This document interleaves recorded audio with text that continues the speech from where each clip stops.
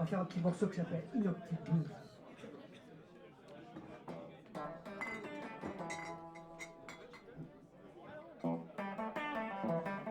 Alors la grange existe depuis 8 mois en fait. On a ouvert le mi-mars, environ, je crois que c'était le 13 ou le 14, quelque chose comme ça.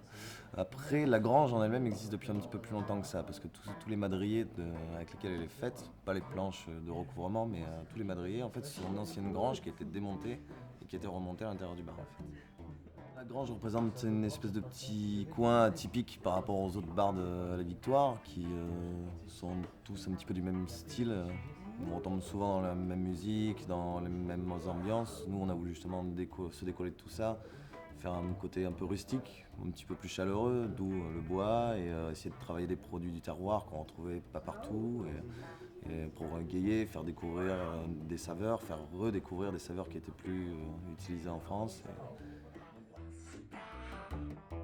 ça vient de différentes choses en fait, donc parce qu'elle a été montée à partir d'une grange, parce que à la base on voulait l'appeler, enfin on avait eu l'idée avec le patron de l'appeler la grange au bouc parce qu'il y avait un bouc et j'avais un bouc et qu'on trouvait ça drôle, et aussi parce que c'est une chanson du groupe ZZ Top qui s'appelle La Grange et qui est la chanson de fin de tous les soirs.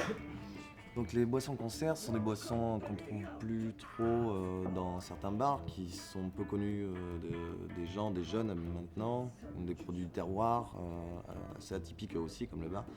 Donc on tape dans des choses qui étaient utilisées au Moyen-Âge comme l'hydromel, l'hypocras, on a du cidre, on a des cognacs, des armagnacs, du pas de charanne pour ce qui est le côté basque, on a des anisettes italiennes, tout un petit panel de liqueurs différentes, des génépies, des chartreuses, on a quand même pas mal de choses à découvrir, ce qui est assez intéressant pour les papilles. Il y en a certains qui sont inspirés d'autres, par exemple il y a le Touchous qui ressemble énormément au Long Island Iced Tea.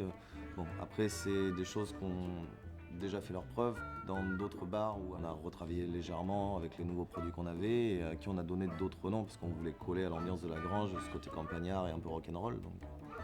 Après on sert beaucoup de bière ici, énormément, les gens se remettent au picon. Même en happy hour, ça bat les records. Oh, puis l'ambiance, quoi, les gens sont différents des autres bars où on peut aller. Quoi. Donc voilà, on est venu faire un tour Et on y est resté. on y est resté. Vraiment très bon bar que je conseille à beaucoup de monde. Serveur très cool, on rencontre plein de gens, puis même des gens qu'on connaît et puis qu'on n'a pas vu depuis longtemps. Voilà, exactement. Donc on fait des expositions dans le bar, on fait des concerts, on essaye de promouvoir. Mais on a des petits jeunes qui font un journal indépendant, qui l'impriment et qui le laissent à la libre disposition des gens. Donc c'est vraiment à partir du moment où ça reste apolitique, areligieux et anti-sport, parce qu'on ne veut pas entendre parler de sport ici. On est ouvert à toute proposition, on fait des expos tous les mois, on fait des concerts tous les 15 jours, on reste dans notre style musical, donc rock'n'roll, soul ou blues, mais ça plaît beaucoup, énormément aux gens. Il y a de la bonne musique, Des concerts aussi. Des concerts et des gens super sympas. Moyen de sortir, rencontrer des gens, c'est cool. Franchement, tu peux vraiment discuter avec eux. Ils sont super cool, super ouverts à tous les niveaux. Le groupe de ce soir s'appelle All In Trio Blues. En fait, on a eu le contrebassiste du groupe qui est déjà venu 2 fois avec 2 autres formations qui ont vraiment énormément fonctionné. C'était notre initiative à nous parce que comme on trouve vraiment que sur la Victoire ça manquait de rock'n'roll, il fallait absolument qu'on arrive à faire venir des petits groupes, des concerts. On n'avait pas énormément de place mais on se débrouille, même si les gens se serrent, ils sont contents de pouvoir avoir du live, c'est toujours plus agréable que d'écouter des playlists. Je sais que les gens ici aiment quand même beaucoup danser et dès que ça part un petit peu dans le côté rockabilly, qu'il y a de la contrebasse, ça part très facilement.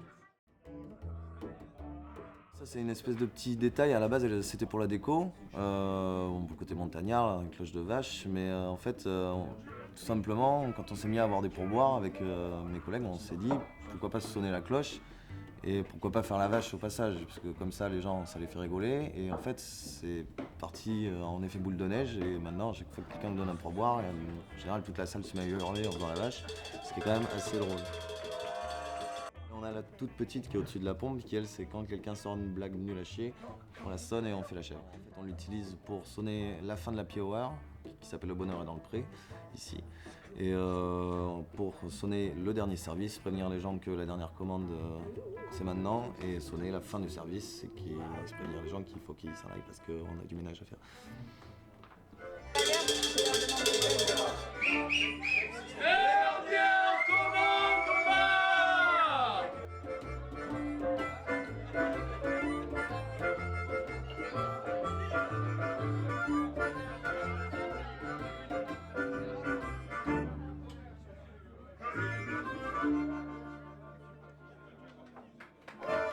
Et franchement, ce bar, il est terrible.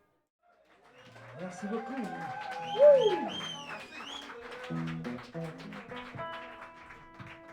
C'était un petit détour par le bayou, les marécages.